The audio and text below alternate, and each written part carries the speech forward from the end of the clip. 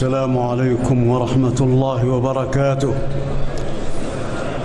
الحمد لله যাবতীয় প্রশংসা কেবলই মহান আল্লাহর জন্য, যিনি সকল কিছুর অধিপতি, পূত পবিত্র এবং সকল শান্তির উৎস।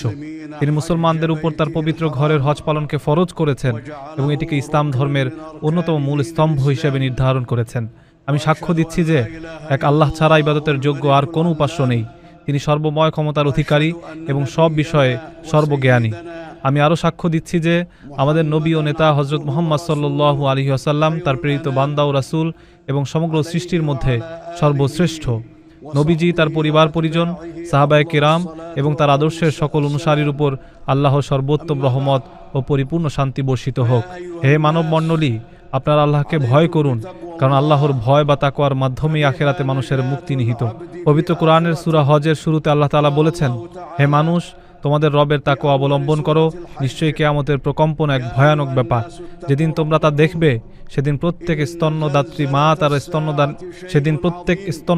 মা তার স্তন্যদানকারী শিশুকে ভুলে যাবে এবং প্রত্যেক গর্ভবতী তার গর্ভপাত করে ফেলবে। মানুষকে তুমি দেখবে মাতাল সদৃশ, যদিও তারা নেশাগ্রস্ত নয়। বস্তুত আল্লাহর শাস্তি বড়ই কঠিন। তাকওয়ার অন্যতম দাবি হলো নেক আমল এবং পাপ বর্জনের মাধ্যমে কিয়ামতের দিনের জন্য প্রস্তুতি গ্রহণ করা।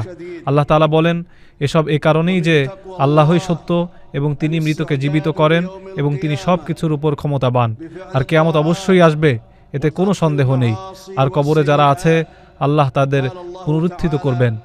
আখিরাতের জন্য সবচেয়ে বড় প্রস্তুতি হলো তাওহীদ বা একত্ববাদ প্রতিষ্ঠা করা এবং একমাত্র আল্লাহর ইবাদত করা, আর আল্লাহ ছাড়া অন্য কারো কাছে প্রার্থনা না করা।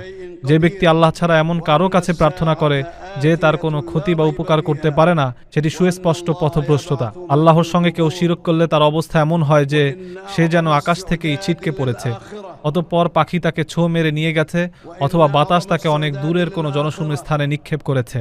ইমানদারদের মূল ভিত্তি হলো আল্লাহর একত্ববাদ।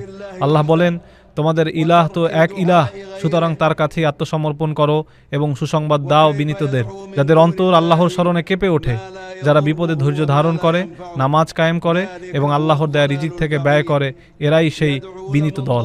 ইসলামের মূল স্তম্ভগুলো হলো আল্লাহর একত্ববাদের সাক্ষ্য দেয়া, হযরত মুহাম্মদ সাল্লাল্লাহু আলাইহি ওয়াসাল্লামকে আল্লাহর রাসূল হিসেবে মেনে নেয়া, নামাজ কায়েম করা,